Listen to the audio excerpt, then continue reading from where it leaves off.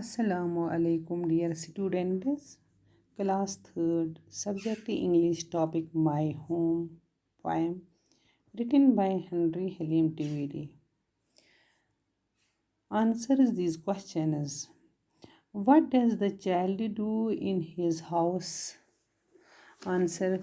The child plays and rests in his houses. Question number 2.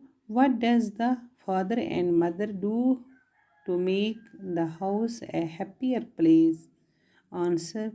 The father and mother give love to their children and all the things they need to make the house a happier place.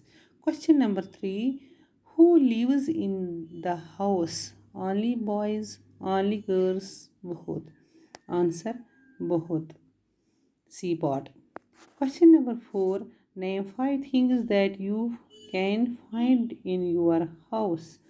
Answer. Books, toys, clothes, beds, and chairs. Question number 5. What feeling does this house give to the child?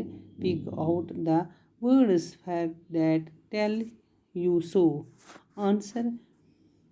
The house gives the child the feeling of happiness. He says you cannot find a happier place no matter where you roam. Thank you.